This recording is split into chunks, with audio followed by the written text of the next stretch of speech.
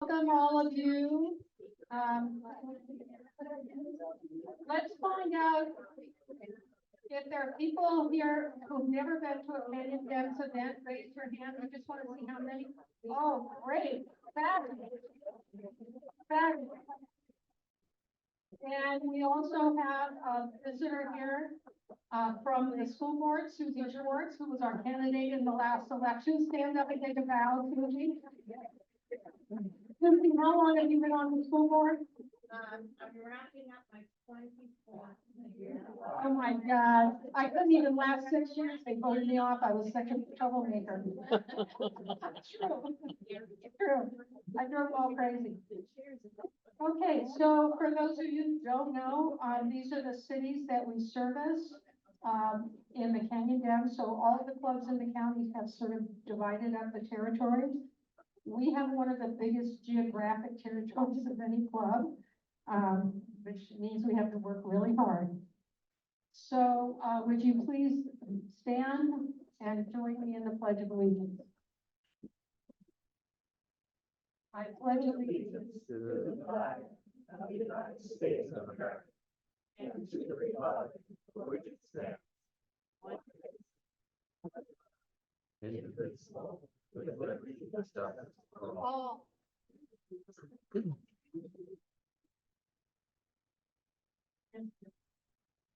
Please, if you want any of the 50-50 tickets, we don't call it a raffle, it's an opportunity drawing. Please go see Barbara right away, okay? They want to close it off.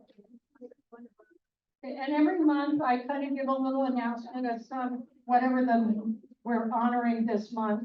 And there was this beautiful, came with one of my memberships to the Huntington Library, the celebration of Asian American, Native Hawaiian, and Pacific Islander Heritage Month this month. And since I have a granddaughter who's half Chinese, I really like that. Okay, so Walt is going to talk to us about what we're trying to do with the club, with getting out and talking to voters. And then you can talk about it at your tables. And there's a clipboard on the table if you want to put your name down to learn more. And also there's more information on the back of your agenda about field work. And some of you got extra, we had extra blue color envelopes left from the pancake breakfast. Some of you got those. So, but everything that's in those blue envelopes, if you want to see what it is up online on the website. Okay, Walt, take it over, babe. That will be very important. So we have Thanks, Louise, for giving me this opportunity. I'm here representing the field team. And if you don't know what the field team is, we go out and work and get people elected. Although I represent Mission Viejo, all of our communities are represented here, including the unincorporated parts of the county. We're currently involved in the field team, making a plan to get out voting information to as many voters as possible in as many ways as possible to make sure they vote. First of all, vote, and secondly, that they vote for our candidates. I'm here tonight to talk about dropping literature in houses in our areas of influence to impact what is happening. And what is happening is, maybe I give you a little background. Louise, wherever Louise got to there, she is our current chair. She also, because she really started, she's the chair of the field team. And our field team has been meeting to try to decide how best to impact this very, very important election. So we've been working on that. And in the past, what Louise has done, she studies the precincts, and she's picked certain precincts where they're quote unquote, in her terminology, rich. That means they have a lot of Democrats and a lot of NPPs. So we've selected certain districts in the cities that we service and gone out and worked on those areas. And what we found out was after the election, we had a bigger turnout in those areas, those precincts that we worked than any other place. So we know that's a place to start. This year, our plan is to increase dramatically the number of houses where we drop literature that have a greater impact on this very, very important election. To do that, we need many more volunteers to assist dropping our literature as we get closer to the election. And a lot of people are worried about what it is and what they have to do. Basically, it comes down to four things. Number one, volunteers will be assigned as part of their precinct to drop literature. We drop literature at the door. We don't knock on the door. Volunteers will be assigned where possible to drop in their precinct so they don't have to go very far. And this year, we're trying to do something a little bit different, is give them a time frame as much as 2 weeks to deliver their to deliver the materials to their houses. So that's what we're about. And we only drop in Democrat houses and NPP houses. We do not drop in Republican houses. And if you're not familiar with NPP, that stands, Louise gave a wonderful description of it at the pancake breakfast. But NPP stands for no party preference, which means they're not registered. And after Republicans, Democrats, they're the next largest group. In fact, they're a very large group. And for Democrats to win elections where we don't have a registration edge, that's what we need to accommodate. We need to work on NPPs and get our share, more than our share, of the NPP's votes. In fact, that's exactly how Katie Porter won her elections. When she ran the first elections, she was never in an election area where there were more Democrats and Republicans. She was able to win it by getting NPPs. Well, Sure. the NPPs are registered to vote. They're not registered with either any of the political parties. So it's like being an independent, but here in California, we call them NPPs. Thanks, Judy. Yeah, so they're not registered in any political party. Yes. But we feel we can get more than half of those people, and we need to do that to make that happen for us to be able to win elections. I'll give you a little example of what we're trying to do. Again, I represent Mission Viejo. Other people here represent all the other communities as well in the field team. And just an example of what we're planning on doing in Mission Viejo. This number might blow you away, but the register of voters reported to us and our technical people, Sarah, that people that know these things, said that in Mission Viejo, there are 19,000 plus, about 19,400 voters that are Democrats and NPPs. So as we sat down, Louise said we ought to be assertive and think big. So we're thinking big. We want to drop 19,000 pieces of literature. Very, very ambitious. To do that, we need a lot of people. Right now, we've signed up 58 people in Mission Viejo to drop literature. We figure we need about another 30 so that it's not a big task for anybody, so we can meet that commitment and do 19,000 plus houses. So that's what we're about. That's what we're trying to do. My ask of all of you is on behalf of our communities, all of the communities, Mission Viejo, Lake Forest, Rancho Santa Margarita, the unincorporated districts, what we're asking for all of you to sign up on that clipboard here a little bit later and pass it around. It says drop postcards, but really when we drop in the late summer and the fall, you're going to be dropping more than postcards. There'll be a list of candidates that we support, and as we get literature from the candidates, we include that and send that out as well. So my ask is that you help support all the communities in this important election by volunteering to help with the lit drop. There are clipboards on each table. Please sign up and our representatives will contact you. Louise said we had time, so I'd be willing to take any questions or comments. Judy, thanks so much for that comment explaining the NPPs. I think that was helpful. Fire away. Hi. When we do the literature drop, are we still using our phones with the addresses? We're still using that system? Yeah, that's the technical thing that there's a, It was there, wonderful. yeah. When I used it, it was wonderful because it's like your GPS, it goes from house to house in order. It was really fun. I got my notes in. how about this endorsement? Not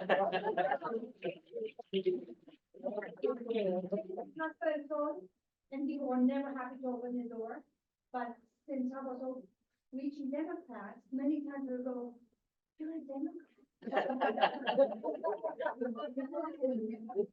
Be so hard. Democrats in front of the store, so we're here. And I know we can do this. Thank you. Yeah, the technical part, and I wasn't going to get into the technical part too much, but there's a program called PDI that you put on your phone. Those of you that have done it know it. And if you're challenged on the phone like I am, and you can't see it because of the glare of the sun, we can give you a paper list. Anyway, No excuses. when we dropped the postcards thanking people for voting in the primary in my precinct this time, two ladies helped me do that. Each street, my street's Alicante Street, so I just clicked on PDI, got to the right precinct, hit Alicante Drive, and I could see the houses that I was going to drop the literature there. So it doesn't take a genius to do it. It's really pretty easy. Thanks for your wonderful endorsement. But is this your first time to do it? Oh, no. No, oh, okay. So sometimes there is a bit of a learning curve, and Louise said, and I don't use my phone the same way. I have trouble with the glare, trouble with my glasses, so I just write down, I get the phone beforehand, write down all those numbers, and you can do it a lot faster. Going house to house, you don't have to stop to check to see what the next house is. So I see some shaking of heads that people feel the same way. There's a question over there. Yes, So you're saying, and when you're all done, you go and let them know if it's dropped on the phone. what I do, I go back and sit down at my desk, and all the places where I drop literature, I hit the button so that there's a record that I dropped literature on all the houses in Alicante Drive. So you don't have to do it until later. Oh, that's faster. That's faster. Yeah, if you're walking and you have to stop, and then again, there's a little bit of glare, you have to find a shady place to find it, then hit the button there. It's really much easier to sit at your desk and just do it. But everybody finds a way that seems to work for them. I like walking There's with Chris, she helped me one Yeah, day. oh, he's hard to catch up with. But I do like working with a partner. I like working together as a team. I mean, we can reach one side of the street. I really enjoy that. Well, Yeah, go ahead. that's a great idea. I will tell you, from experience, people are a lot less likely to open up the door to two men. Well, we're not opening. We're not opening any doors. We're not even knocking on doors. We're not knocking. Not when you're knocking on the door. We're not knocking on doors. We're dropping the literature at it. Go to the door, hook it on the door, leave it at the stoop and move on. I was just gonna say, I don't know if that's what they said, but, I like to be walking with my sister, if I can get somebody or walking with you. Because we can split the on and the either side of the streets, and we can actually finish faster, and so somebody can say, hey, mark this one off. So it moves faster. with Yeah, the- if you're by yourself and doing the numbers odd and even, you're going back and forth across the street, yeah. But you don't need to worry about any of that tonight. If you're willing to give it a shot, put your name on the yellow clipboard in the middle of the table, pass them around, embarrass the people next to you. My last comment is, if you sign up in Mission Viejo, I don't know how the other cities do, but in Mission Viejo, we have 5 districts. So I have a coordinator for each of the 5 districts. So we'll look up, if you don't put it down there, we'll call and find out what district you're in, and then we'll refer you to that particular group. So we have 5 coordinators in Mission Viejo, 1 for each of the districts. Any other questions about dropping literature? Will you assign us to our neighborhood? You know, That's what we did. That's the plan. First of all, you'll be in the district, and then there'll be precincts. In my particular district, District 4, there are 5 precincts. Yeah. And Kathy here is an experienced person too, so go ahead, Kathy. So I am the coordinator for District Two, and when we refer to districts, we're talking about the city council districts of Mission Viejo. There are 5. We just went to district elections in 2020, so 2022. So that is what, there are 5 districts, but when we say district, that's what determines your district, is your Mission Viejo City Council district for this purpose. As Kathy said, she has District Two, one of the larger, in fact, I think in Mission Viejo, the largest district in terms of Democrats and NPPs, and very, very large precincts. Yes, I did do some of that, a couple months ago, and I enjoyed it, but I felt like I wasn't very good at it. Like, I wasn't sure if I was supposed to go up on, if people had a little gate in front of their door or stuff like that. Would there be any training available? Yeah. talk to people that have done it. Again, Chris and I walked together, I think a couple times. You can figure it out, after you get in the routine. If there's a gate you have to go through to get to the front door, I never go through that gate. I hook it somewhere right there. I figure they're not anxious for people to There's come. one last question. She said one last question, sorry, go ahead. How do you know which house is Democrat and which is NPP? Ask Sarah, where's Sarah? It's actually on the phone app. And if we give you a paper list, it'll be on the paper list, Got it. okay? Right. Okay, so, And it's the address. yes,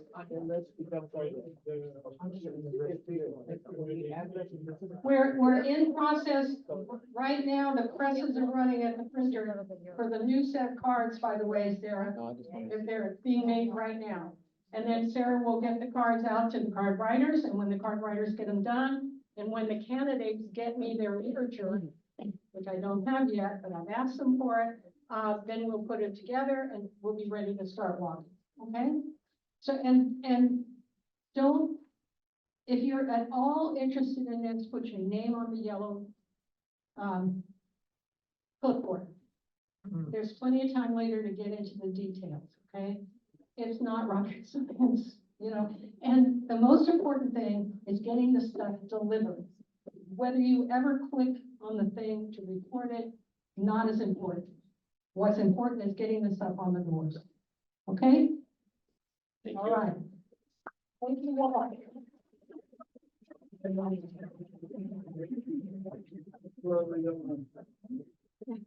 Okay, so we have agreed, on the board that we're gonna have candidates at every meeting from now until the election.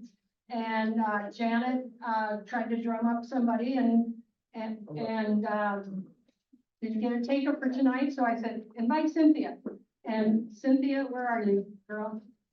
Where'd you go? There you are. Come on up here. Okay.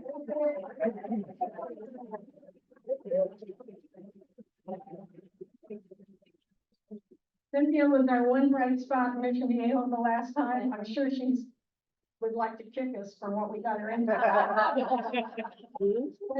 tonight, tell us a little bit about your experience as a new candidate getting onto the city council, but most important, we're in the phase of recruiting people to run for office. So on every table, there's a blue list. Hand me that blue list. All right, that looks like this. These are the offices we're looking for, okay? So, we can't take over, city councils, water boards, school boards, unless we have candidates, okay? Fundamental. Go for it. Okay, So 10 minutes or so? something, 15 minutes? Yeah. Yeah. Also Q&A. Yeah, including Q&A. I like Q&A. Okay, just do whatever you want to do. Okay. What do you think? Do you want to hear me talk for 15 minutes or should we do Q&A? Little both. A little bit of both? Okay. Well, let's see. So I have now entered my second year on the city council.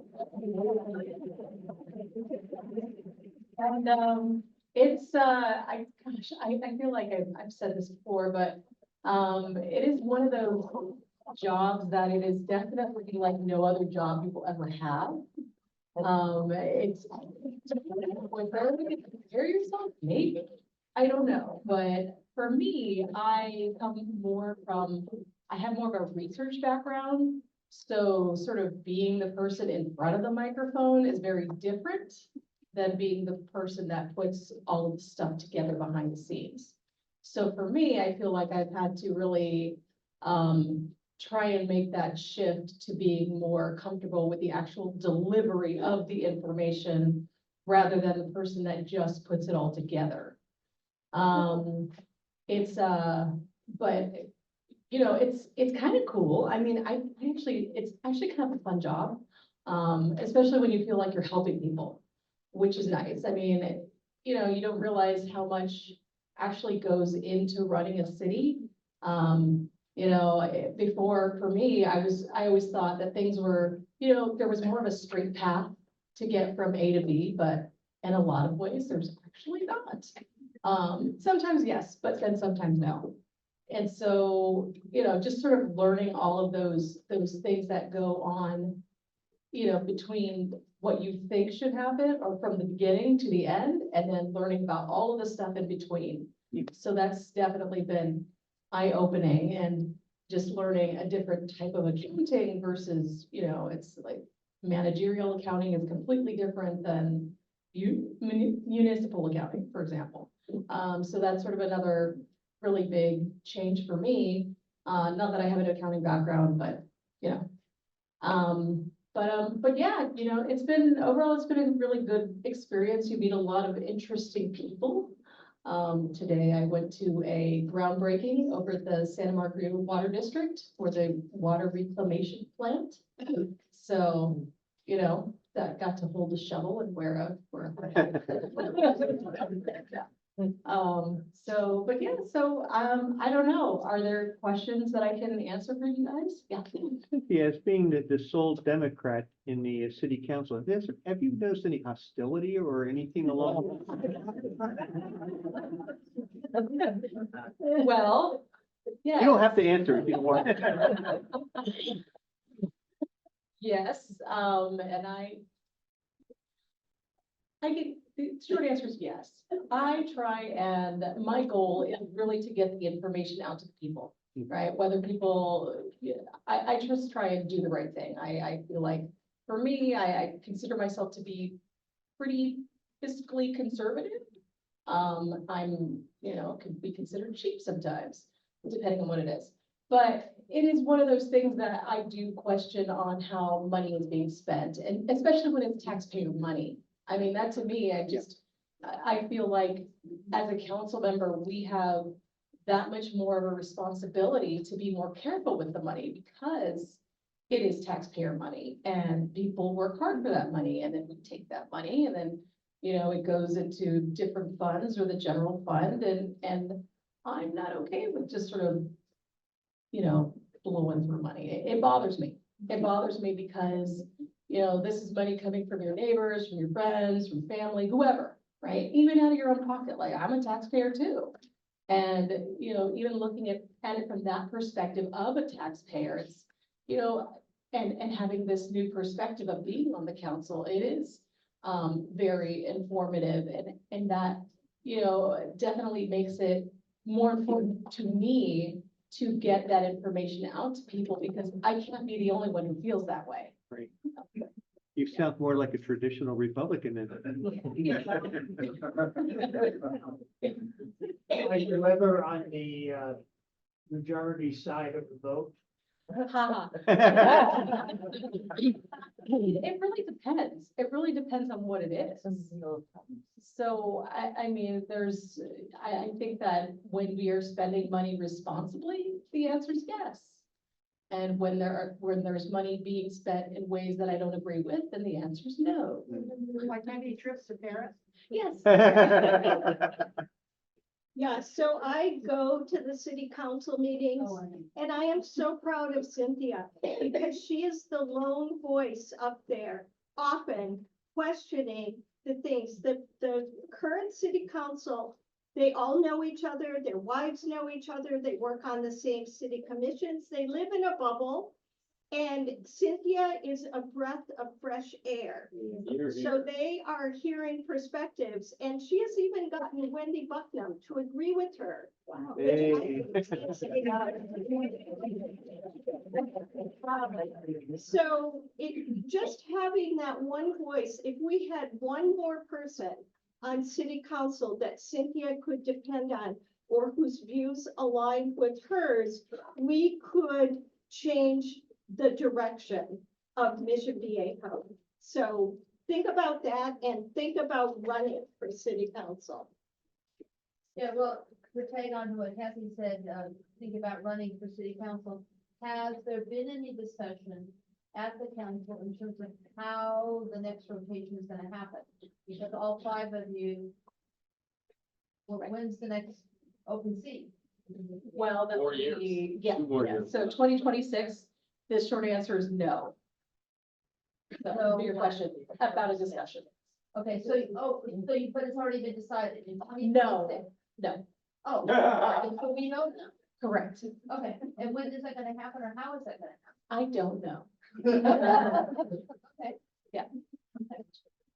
So, I was just gonna say, since, they want to recruit people, is when you run for something like city council, did you leave a job behind, or is this like a part-time job while you do whatever your other career is, or the logistics, of basically, is somebody giving up a career for this, or how does that work?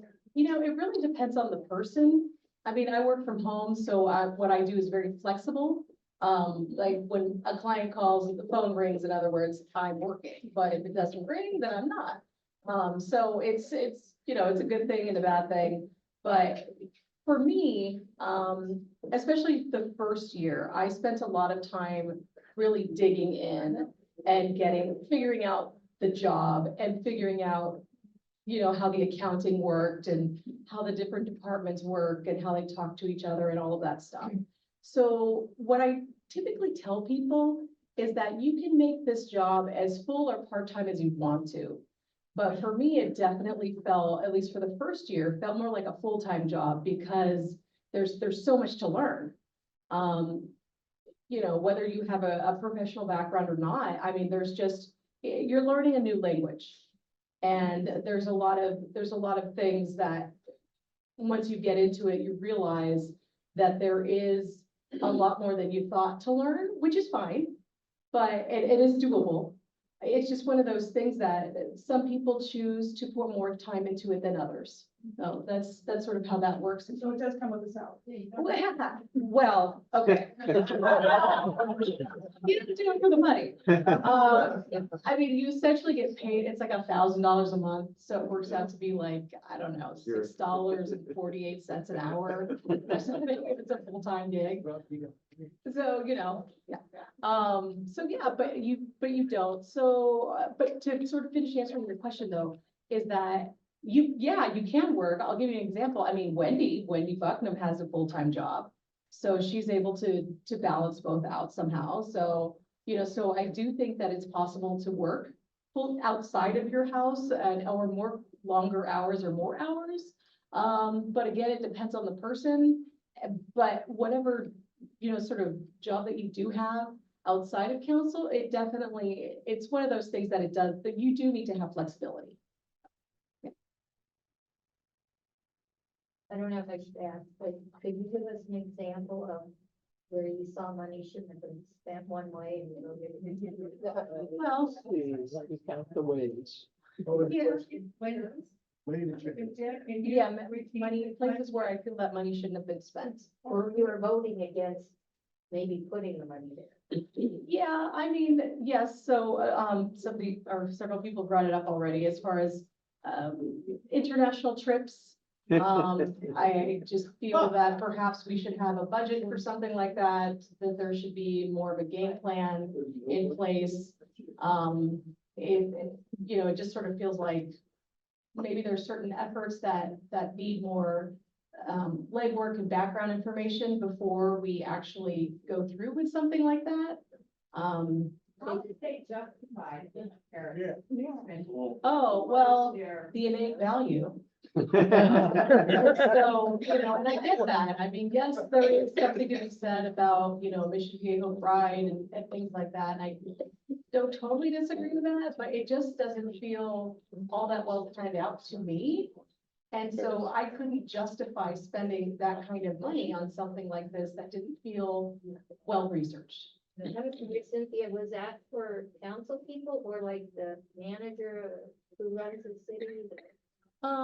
Okay, so with the Netherlands Netherlands, yes, okay, so the Netherlands, so their Olympic committee, I guess they're signing on as sort of our, like, a first Olympic team to come and train here for 2028.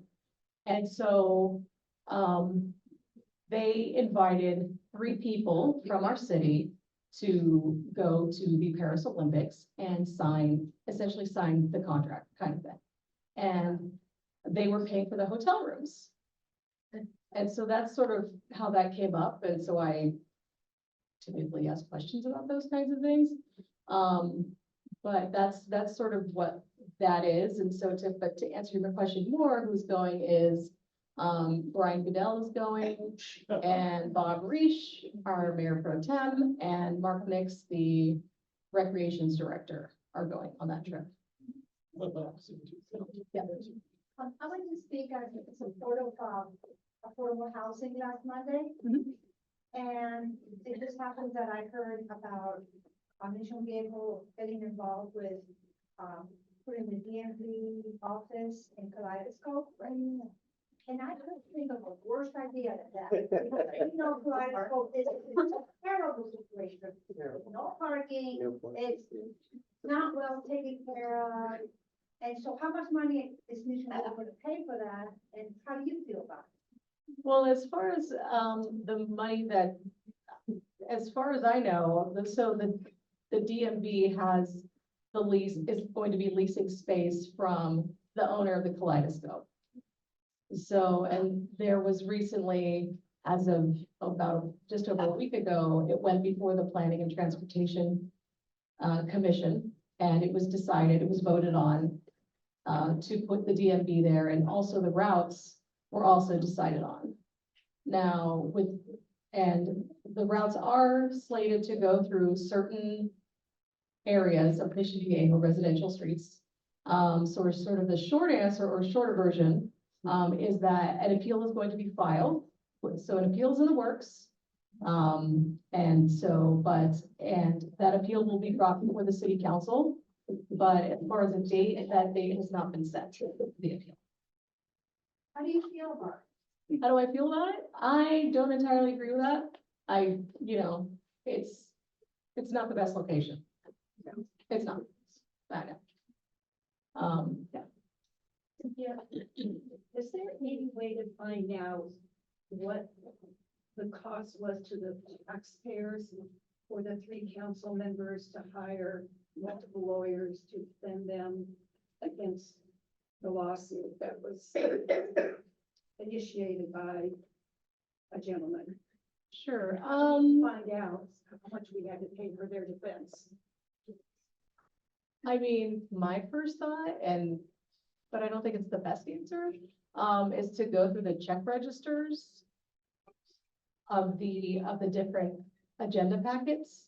Okay, so, and then look for those costs that way. There was an article in, I think it was the OC Register, that said it was gonna be 700,000. Did you? Well, they have to pay the lawyers that they. Yeah. Yep. Yeah. That doesn't sound right. Yeah. The Steinmark property, what's going on with that? Was that something you would have bought? No. I couldn't hear what is. Oh, he asked about the Steinmark property. He asked if that is something I would have bought, and my answer is no. Okay, so tell people why they should run for office. That's what we need people to run for office. Well, I mean, it's public service. I mean, it's one of those things that for me, I didn't like what I was seeing, so I am one of those people that said, well, I can either complain and not do anything, or I can get involved, and that's really what it took for me. And it's just, it is a good feeling when you're actually able to help people. I mean, you do everything that you can. I mean, it doesn't always pan out the way that you'd like it to, but sometimes it's just, people want to be heard, right? And this is sort of that opportunity that you can have, that you are listening to people and doing your best to help them one way or another. And even in some small way that maybe their issue wasn't totally resolved in the way that they would have liked. But I think that people just want to be heard, right? I mean, even if, like I said, the outcome isn't great, but it's just,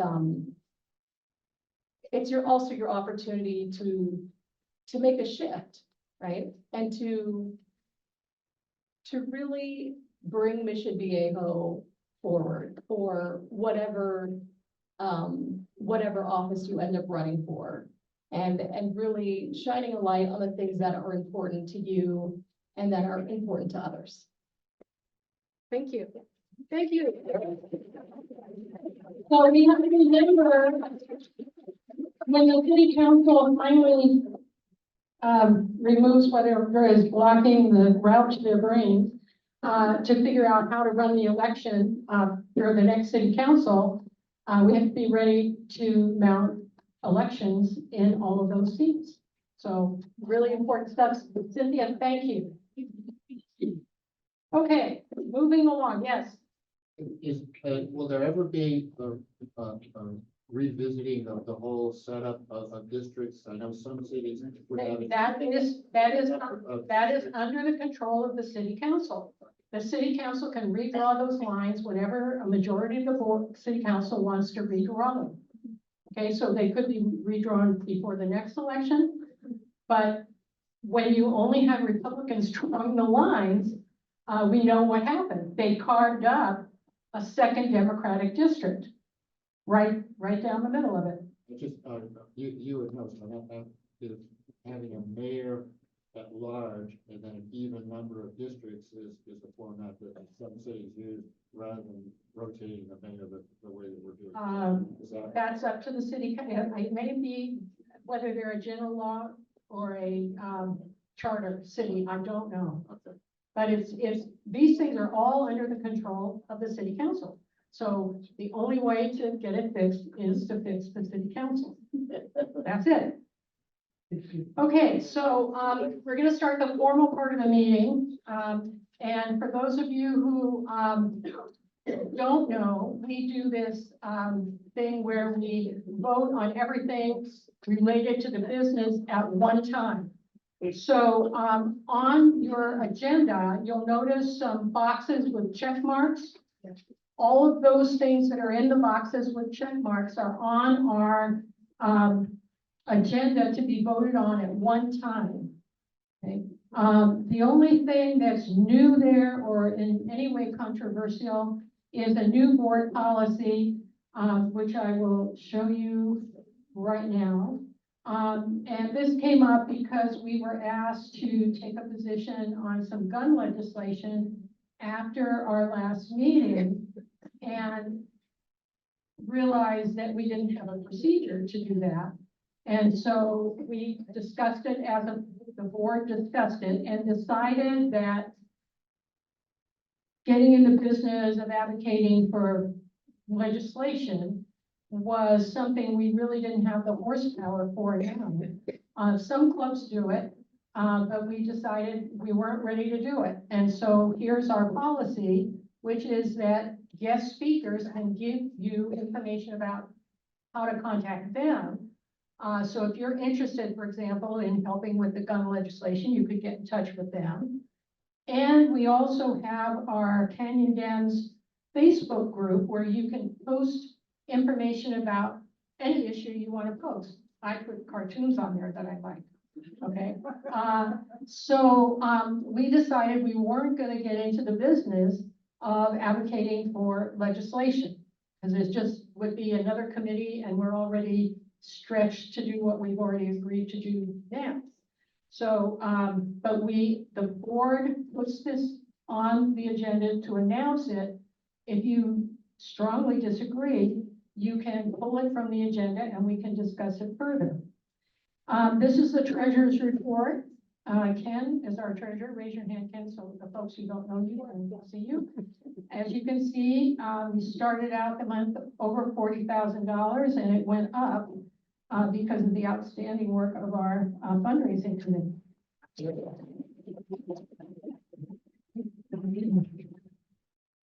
Okay, so now I need a motion to adopt the consent items. And it's really even weird, our adjournment is on here too. Is there a motion to adopt the consent calendar? I move to adopt, yes. And second, Gary. I will see. Okay, did you get that, Secretary? Yeah. Okay. All those in favor, please, if you are a paid-up member, we call you a MIG, a member in good standing.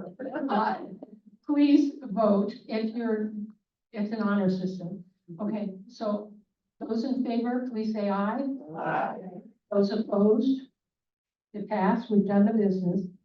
Moving on, Ann, you wanna give the committee report for membership? Where's Ann? Yo, Ann, come on. Yeah.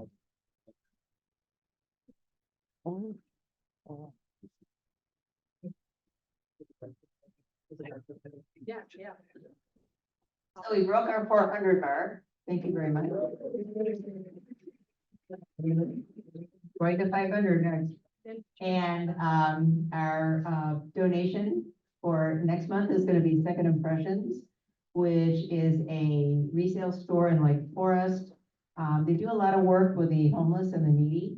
And so any kind of just gently used men and women clothing and jewelry would be appreciated next month for a donation for that. And wake up, Orange County. I want you to stand if you did anything to help on Saturday. Come on, stand up if you did anything to help on Saturday. All right. We had a wonderful morning. We had 105 attendees. We took in enough donations to pay for all the food and the tablecloths and the centerpieces and everything. We got 20 people, I believe Barbara said, sign up for voter registration. We got a bunch of people signed up to be, Sarah, did we get postcard people? Yeah, we got, I gave away 16 postcard people, boxes she gave out. I know Patty sold things on her, the fundraising booth that she had all her great stuff over there for sale. And, We got about 7 volunteers. 7 volunteers vaulted for canvassing, for walking. All right. And then what was so great was there was a lot of new faces there that we had not seen before, which is awesome. So, because we want those new faces, those young faces that come in and bring their friends and get energized. Yes.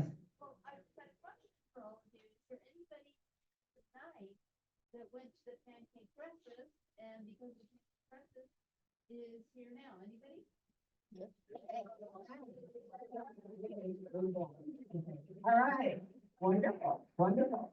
So we got new members, and I do want to thank, where's Mike? Mike Ebel was my chief pancake flipper. We could not have had our wonderful pancakes without him. So, and I have to thank the Murray Center because they, at the last minute, we weren't supposed to have that second room. At the last minute, they offered us the second room for nothing. So, I don't think we could have had the experience we did if we'd been squashed into the one room. So I want to thank the Murray Center. I'm going to write a little personal thank you note because I really want to thank them for donating that to us. So it was a wonderful morning. I want to thank everybody that cooked at home and brought in things to make it easier for people in the kitchen. People that, did our coffee booth and were running, we had people from all the committees were running booths around corners of the room, signing up people for their different, committee areas. And we had a wonderful buffet going that, we had servers on there passing out our pancakes. So I think it was a very positive experience. And, don't ask me to do it again next year, but maybe the year after that. Anyway, so thank you so much, everybody that attended and helped. Really appreciate it. And, I did the PowerPoint presentation and I had this great slide, but I got to the slide just before this and got talking and forgot to even put it up. So I decided to put it up anyway today because I spent so much time on the darn thing. There in the New York Times, there was this great picture of Trump standing on the last ice floe before it all melted. And I showed this picture of somebody and they said, it looks just like Trump. Anybody have a hair dryer? Yeah, but I love this quote, every election is precious. Every ballot we cast, a moral record of what we did in this crucial historical moment. Do not sit on your hands. Do not deny the stakes. Do not waste a vote.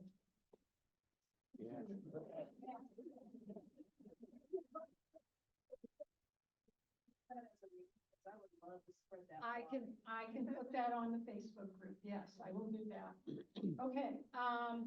Okay, Anne is home with a yucky tummy tonight, so she is not going to be talking about the focus groups, but we have two people. Cindy, do you want to go first? Oh, sure. For those of you who are new, we have a focus group in each city, so they focus on the local things. Just really briefly, I'm with RSN focus group, and we've been working on the Boys and Girls Club. They wanted to cancel it. They did vote to extend it by 1 year, and Tony Beal's been the one city council member who has been, who voted against it. And what he brought up last time was the club's DEI, diversity, equity, and inclusion statement. Yes, which has also been an issue in Aliso Viejo with the Boys and Girls Club. And he listed books that they had recommended. So the club teaches kindness, and he has decided to make this a culture war issue. He's running for mayor, and it'll be the first 4-year term mayor position. So we're really hoping that we can get someone to run, because he definitely has some things we can run against, because he's really irritated a lot of people. I can't think of any better thing than vote for Tony Gill so he can hurt little kids. Go, Tony. Okay, come on up.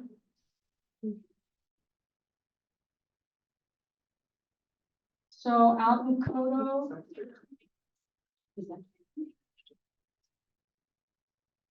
Yes, where is he? Oh, yeah, wait, he's next. Gary, come on over here. Gary's gonna talk about what's going on in Coto de Casa. So Coto de Casa is unincorporated. We have about 5,000 homes. I don't know how many residents, maybe 20,000. Couple of things. You know, when I got there, which wasn't all that long ago, I thought I was the only Democrat there, my wife and I. And we started meeting folks and also some officials and got working. And now I'm keeping a list. I haven't done the door to door. The folks I'm going to introduce in a second have, but well, I did a little bit to get my petition signed. But I've got a list now of 50 Democrats who are more than just Democrats. There are people I can count on to go to the polls, to vote, maybe to help host and do all kinds of things. And I'm building that list. I hope to have it up to 100 by next year. We're doing one main event every year. We started with a meet and greet sponsored by the Canyon Dems and Jim and Janice Batts, who've been good members of the club for a long time. Jim's here sponsored last year. I was going to do it this year in the other end of Coto, but instead we are having a fundraiser. I'm not here to pitch for money, although certainly if you live in Coto or otherwise, we'll take it. Joe Kerr, who's our candidate, Democratic candidate for 40th Congressional District, is a resident of Kodo, a long time, I think 4 or 5 decade resident of Kodo. And so we're having a fundraiser for him. I left one of these at every table. We have tons more. It's on Saturday, June 11th, 11 to 1. It's reasonably priced. Hope you would consider it. June 22nd. June 22nd, what did I say? Never mind, forgot what I said. Right. Michelle and Dan Graham are over here. If you want to put your hands up, they graciously offered to host the fundraiser in their home. Thank you for that. So that's our big Kodo event this year. And next year, I'm going to host up on our north side of Kodo and do an event there. So, you know, we're starting to build. We thought there were no Democrats there. There are. We do have, I hadn't planned on addressing this, so it'll just take 60 seconds, not even that. We have one form of government in Kodo. It's a county government. It is the County Planning Commission. The county supervisors appoint, there are, I think, 58 boards, authorities, and commissions. They have, there is one for Kodo Planning, and the 5th District Supervisor, Katrina Foley, gets to appoint all 7 commissioners.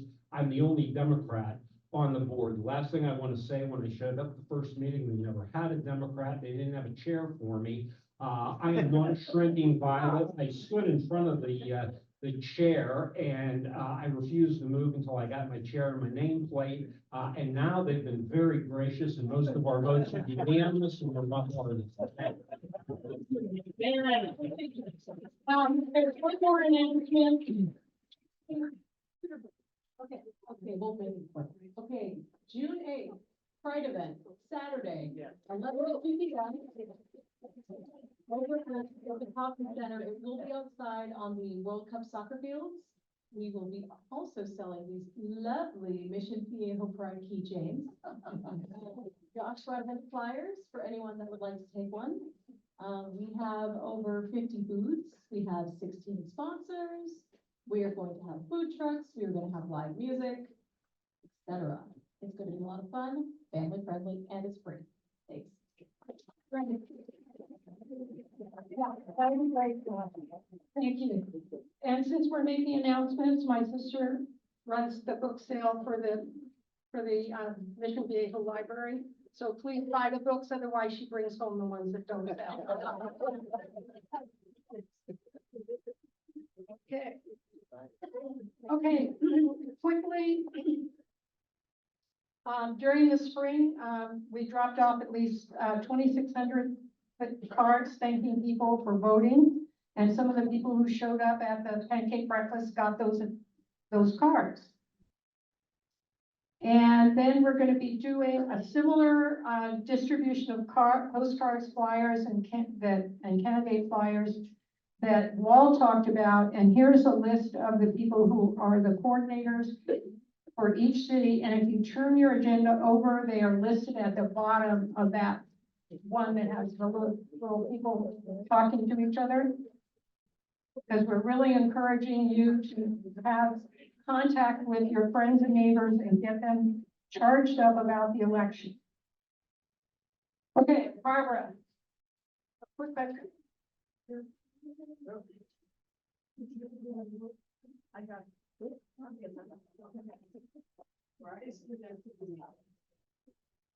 Okay, we're going back to the Mission Viejo Street Fair again this year. Because again, we get like 15 to 20,000 people go to that fair. So we get a lot of exposure, big bang for our buck.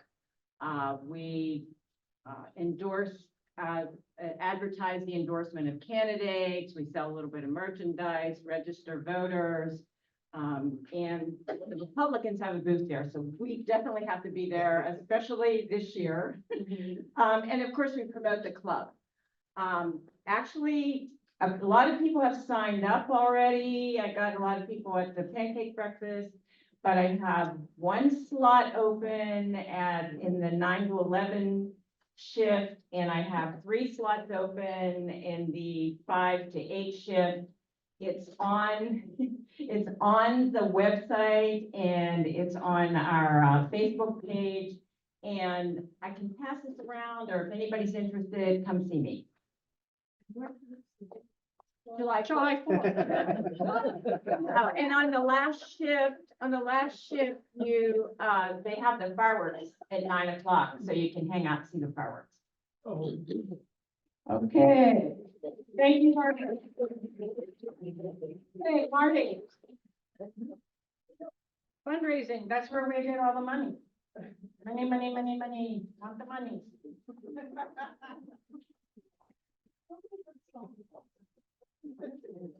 Yeah, the money.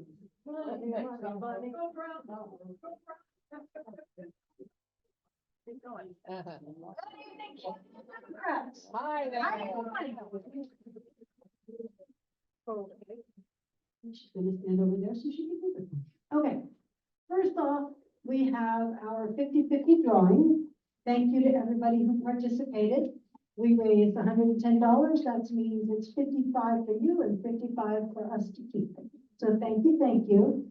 We're just gonna grab a, Drum roll. grab a, All right. There we go.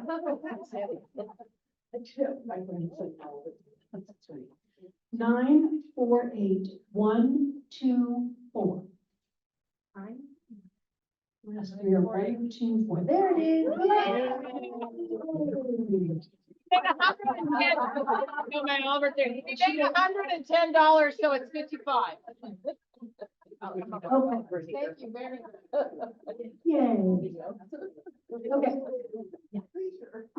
want to thank all of our sustaining donors. If you're a sustaining donor, would you just raise your hand, please? Please do. So many sustaining donors, yay! These are people who can afford to give just a little bit more than their yearly dues. $1 a month or $5 or $100, whatever's in your budget, we'll take it. So anyway, for 2024, up until about a week ago, we had 72 donors and we raised a total of $7,295 extra dollars. So we really had a, so thank you to all of you who raised your hand. And we are very grateful for any level of support, whether you write just a one-time check or whatever you can. Yeah. That's just when you thought I only had funny hats. So guess what we're having? An ice cream social. And it's coming right up. It's gonna be on June 9th. It'll be right here at the Murray Center, right outside that door in the little patio there. We always have fun and it's not a terribly expensive event. You can sign up on our website. Tickets are available right now. And it's gonna be on a Sunday afternoon from 3:30 to 5:30. Big kids, $20, actual kids, $10. That's totally doable. Bring your grandkids, bring your kids, bring your neighbors' kids, bring your cousins, bring anybody you want. But anyway, we'll have fun and eat lots of ice cream and have some fun This stuff. one's a kind of a low-key event, so you can eat ice cream and visit with all your friends and stuff, so everyone really likes the ice cream social, Yeah. so. It's a chance to just hang out with other Democrats and it's social things. Okay. And the ice cream goes good before it melts. Okay, our next thing, we have gotten together with the Central Orange County Democratic Club. They're a fledgling club. They're just getting started. They're doing really, really good stuff. We've been trying to help them with their fundraising. And so they asked us if we wanted to just get together for fun. So in July, we're gonna do a little picnic with that club. We're gonna, call it, it says, oh, no, that's a different event. This one was a secret until just now.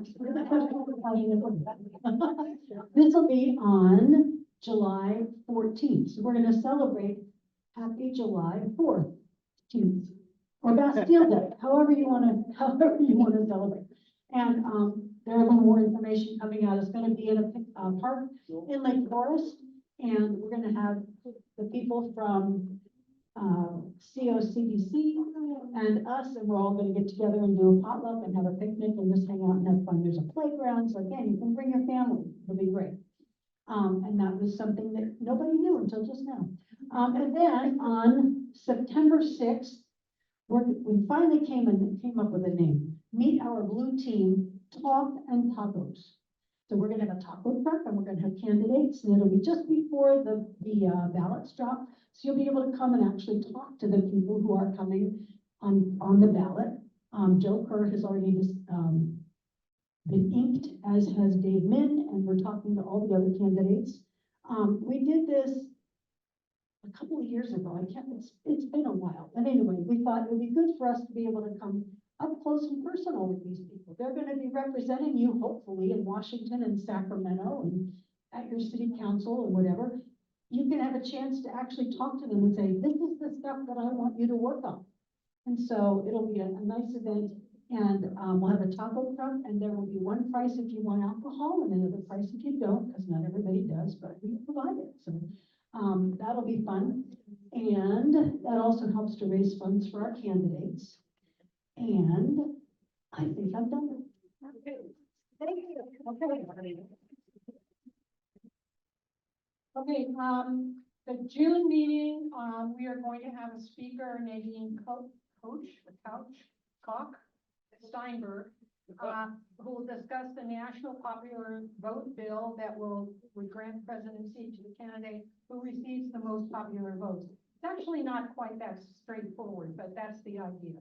And I'm sure she'll explain it, but that is a little bit of an oversimplification. Okay, so we have a great speaker, the Dean of the School of Social Ecology at UCI. And I'm going to introduce him, and then there's going to be a pause because I was so busy thinking about the pancake breakfast and my grandchild and all the other things going on. I somehow missed the email that sent me his PowerPoint. So I'm going to pull it up on my computer. Hopefully you'll see me not have a total fall apart. John Gould is the Dean of the School of Social Ecology. He's been there since 2022. His expertise covers justice policy, social change, and government reform. And he is the principal investigator of the Preventing Wrongful Convictions Project.